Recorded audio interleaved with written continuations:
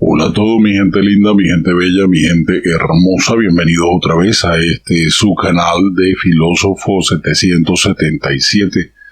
Y vamos el día de hoy a hablar nada más y nada menos que del ex abogado de PDVSA, que fue sentenciado por caso de lavado de dinero en Miami, señoras y señores. Me refiero a Carmelo Urdaneta.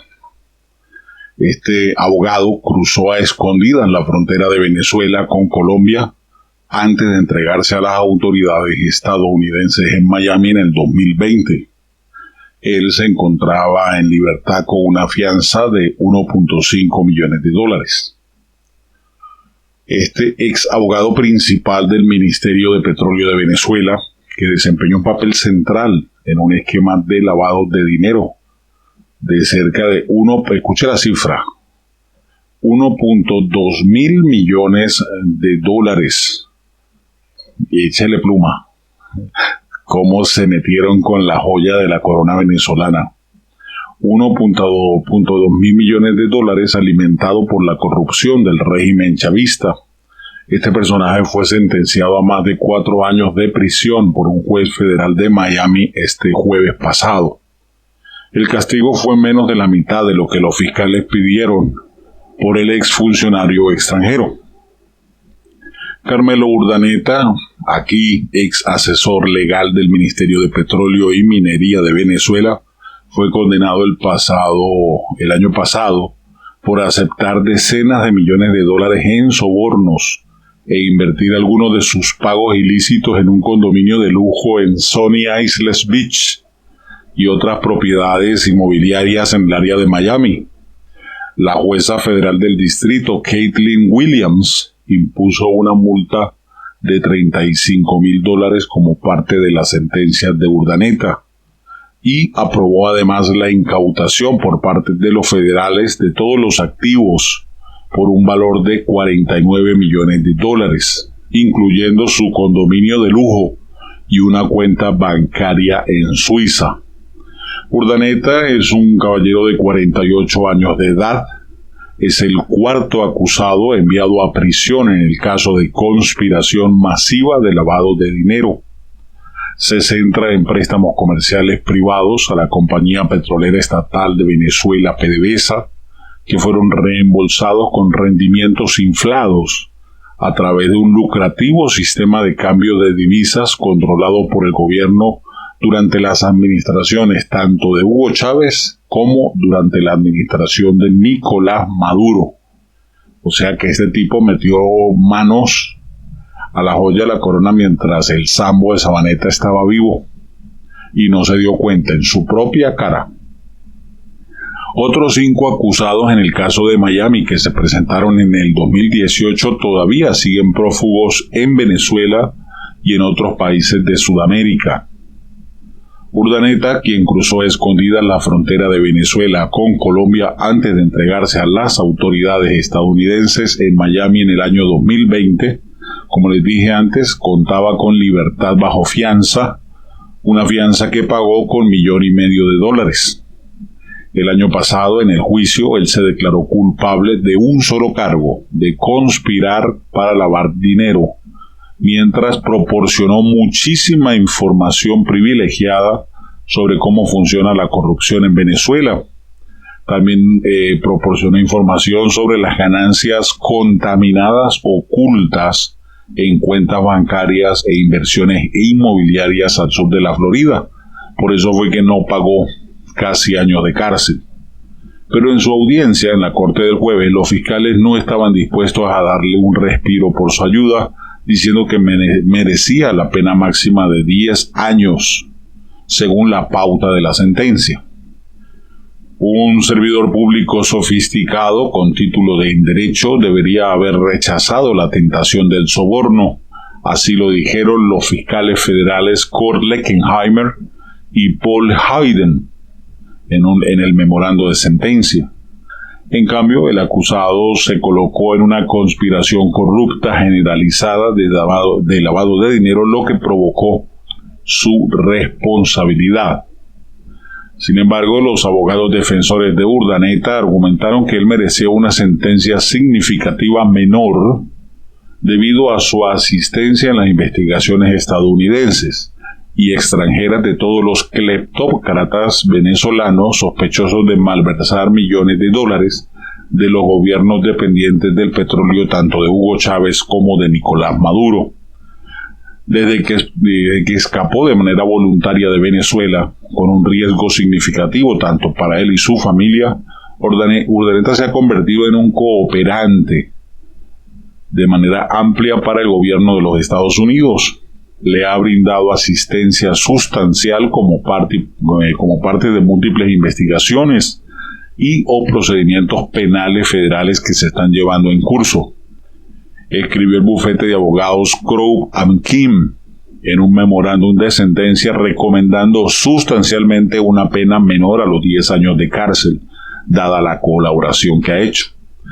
El alcance de la cooperación del señor Urdaneta con el gobierno fue y ha sido calificado como algo extraordinario. Échele pluma, ¿qué tanto habrá cantado ese tipo?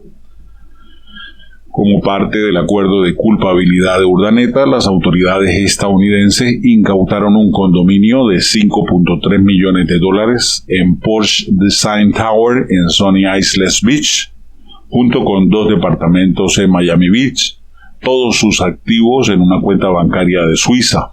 En total, las autoridades le quitaron a este señor $49 millones que se pueden atribuir a su actividad delictiva por haber aceptado sobornos a cambio de brindar acceso a diferentes contratos del gobierno venezolano y por el acceso a préstamos comerciales con PDVSA y comercio de PDVSA, dijeron los fiscales.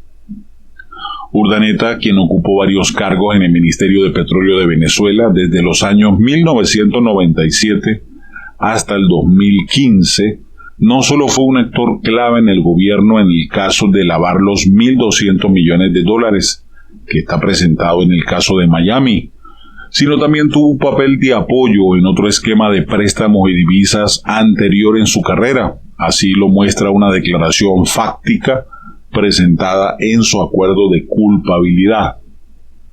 La principal conspiración de lavado de dinero del caso comenzó a finales de 2014 con un préstamo falso a PDVSA que se reembolsó a través de un esquema de cambios de moneda del gobierno, desviando así $600 millones de las arcas de la compañía petrolera estatal. Según una declaración jurada penal, los demandados utilizaron a un asociado para lavar una parte de estos fondos de PDVSA en el territorio de los Estados Unidos. Para el 2015, la conspiración se había duplicado a $1.200 millones que fueron malversados por la Compañía Petrolera Nacional de Venezuela. Así lo dice también la declaración jurada. Mientras tanto, el asociado se convirtió en una fuente de cooperación clave para las investigaciones de seguridad nacional, incluida la grabación de conversaciones en reuniones encubiertas con algunos de los acusados. No ha sido acusado en el caso de Miami. El cabecilla acusado en aquel entonces era el venezolano Franco Convit Burosiaga. Convit está acusado de conspirar junto con Urdaneta y con otros funcionarios de PDVSA y empresarios influyentes con acceso a los más altos niveles del gobierno chavista. El abogado defensor de Convit, Adam Kaufman, en Nueva York, se negó a comentar mientras su cliente permanece en Venezuela. Desde el año 2018, los fiscales federales y las investigaciones de seguridad nacional han tomado medidas para poder congelar cientos de millones de dólares que se encuentran en activos bancarios y de bienes y raíces pertenecientes a estos 9 acusados que fueron nombrados en la acusación formal de lavado de dinero y en un caso relacionado. El primero fue el banquero venezolano Matías Krull, quien se declaró culpable de conspirar para lavar parte del dinero de PDVSA escondido en cuentas bancarias europeas.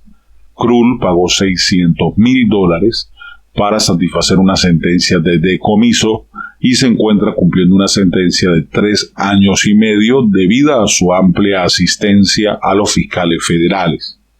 En el 2021, Abraham Edgardo Ortega, exdirector ejecutivo de planificación financiera de PDVSA, fue sentenciado a 2 años y 4 meses después de que admitió haber aceptado más de $12 millones en sobornos para que se transfirieran en secreto a Estados Unidos y a otras instituciones financieras. Ortega también cooperó con los fiscales. Ortega, quien se desempeñó como principal oficial financiero de PDVSA entre los años 2014 al 2016, admitió que él conspiró con el líder de la red de lavado de dinero, el señor Buroseaga. Ortega también dijo que colaboró con un corredor de inversiones con sede en Miami llamado Gustavo Adolfo Hernández Frieri. Hernández se declaró también culpable de haber recibido $12 millones de Ortega para invertir en fondos mutuos falsos en los Estados Unidos para que las transacciones parecieran legítimas, dijeron los fiscales. Hernández también fue sentenciado a casi 4 años de cárcel. Ortega y Hernández enfrentaron órdenes de decomiso de $12 millones cada uno, pero los registros judiciales reflejaron que el exfuncionario de PDVSA tan solo le quedaban 3 millones de esa cantidad, o sea, se comió 9. Hernández se quedó con el resto. Los fiscales se han centrado en la residencia de Hernández en la ciudad de Nueva York y una casa en Miami como activos sustitutos de su orden de decomiso.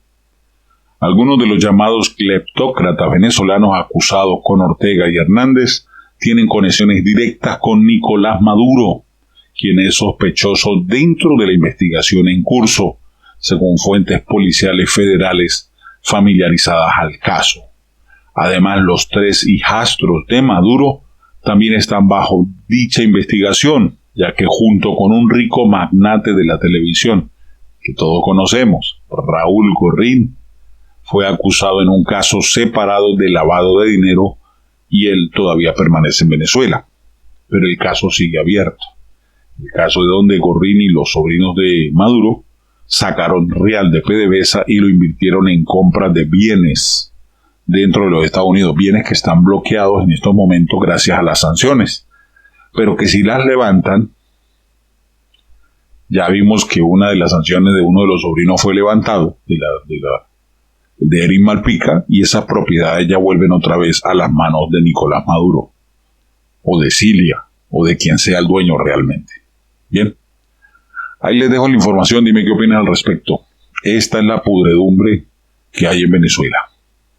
Un abrazo rompecostillas, bendiciones para todas y todos.